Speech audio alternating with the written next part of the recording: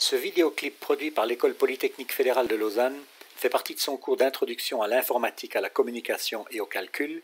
Il s'inscrit dans le premier module du cours qui offre une première approche des notions de calcul et d'information.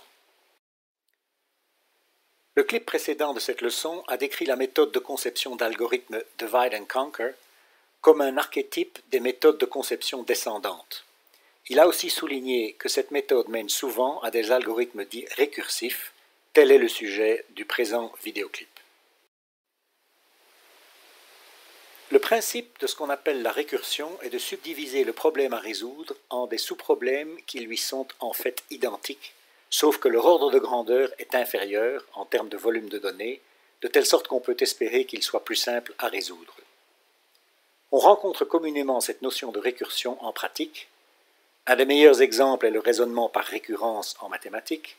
Un autre exemple est précisément celui des algorithmes récursifs qui sont le sujet du présent vidéoclip. Et nous avons d'ailleurs déjà rencontré un premier exemple de ces algorithmes dans la première leçon, sans en avoir souligné explicitement le caractère récursif. Il s'agissait de la recherche par dichotomie. Pour illustrer plus explicitement ce concept de récursion, prenons un exemple dont la solution est récursive par excellence, le problème dit des tours de Hanoï. Ce problème, illustré par la présente figure, consiste à déplacer d'un pilier à un autre une pyramide de disques de taille croissante. Le problème serait trivial s'il n'était soumis à une série de conditions. La première condition est que les disques sont hypothétiquement tellement lourds qu'on ne peut en déplacer qu'un seul à la fois. La deuxième condition est que quand on déplace un tel disque, on ne peut le déposer que sur un disque plus grand ou à même le sol sur un pilier vide. La troisième condition est qu'on ne dispose au total que de 3 piliers, celui sur lequel est empilée la pyramide originale, celui sur lequel cette pyramide doit être déplacée et un seul pilier de transition supplémentaire. Pour une explication plus détaillée de la notion de récursion et du problème des tours de Hanoï, nous vous recommandons vivement le vidéoclip de Christian Keinec. La solution récursive de ce problème des tours de Hanoï se fonde sur 2 hypothèses et une évidence.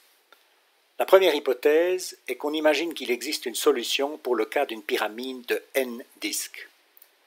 La deuxième hypothèse est qu'on imagine que si la première hypothèse est vérifiée, il est facile de bâtir sur la solution pour n disques une solution pour n plus 1 disque. L'évidence est que le problème est trivial si n est égal à 1, et d'ailleurs même si n est égal à 2. Donc, si on arrive à vérifier les 2 hypothèses, le problème serait résolu en général, puisque la deuxième hypothèse permet par récurrence de bâtir une solution pour n'importe quel n à partir de la solution triviale pour n égale 1. Reste donc à vérifier que nos hypothèses tiennent la route. Pour ce faire, prenons par exemple une pyramide de départ de 5 disques à déplacer du pilier A au pilier C. Si on accepte la première hypothèse pour n égale 4, c'est-à-dire qu'il existe une solution pour déplacer 4 disques d'un pilier à l'autre, il est donc possible de déplacer, par exemple, les 4 disques supérieurs du pilier A au pilier B. Ce déplacement effectué, on voit bien que le dernier disque restant sur A peut être déplacé sur C. Enfin, si on accepte à nouveau, comme à la première étape, la première hypothèse pour n égale 4, c'est-à-dire qu'il existe une solution pour déplacer 4 disques d'un pilier à l'autre, il est de nouveau possible de déplacer les 4 disques de la première étape du pilier B au pilier C, ce qui serait une solution au problème pour n égale 5. Ce faisant, nous avons atteint le but et au passage prouvé la validité de nos 2 hypothèses de départ. En effet, nous avons prouvé que si nous avions une solution pour n égale 4, bâtir sur elle une solution pour n égale 5 est trivial. Or, nous savons, de toute évidence, que le cas n égale 1 et même n égale 2 est trivial. Donc, en vertu de l'inférence juste démontrée, on peut l'utiliser pour bâtir une solution pour n'importe quel n à partir de la solution pour n égale 1. Il en résulte du raisonnement que nous venons de suivre que l'algorithme des tours de Hanoï peut être décrit de la façon suivante. Comme tout algorithme, il porte un nom, ici tour de Hanoï. Comme tout algorithme, il attend un certain nombre de données en entrée, en l'occurrence une pyramide de n disques et 3 piliers appelés ici origine, transition et destination. Comme tout algorithme, il produit aussi un certain résultat en sortie, en l'occurrence la même pyramide de n disques déplacée du pilier origine au pilier destination. Maintenant, l'algorithme lui-même n'a de sens que si n est supérieur à 0. Si n égale 1, il se résume au cas trivial qui consiste à déplacer le disque du pilier d'origine au pilier destination.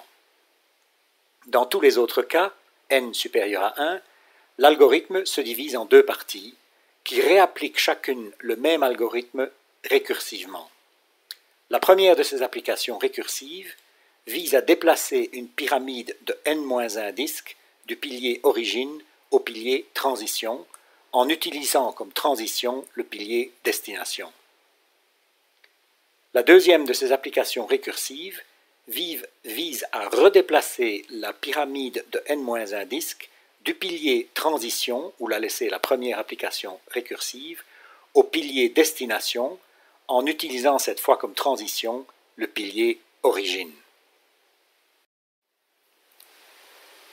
Si on imagine maintenant cet algorithme opérant sur une pyramide de 3 disques, on va voir que le problème original est décomposé de façon descendante en 3 sous-problèmes consécutifs, suivant la méthode diviser pour régner, appliquée de façon récursive.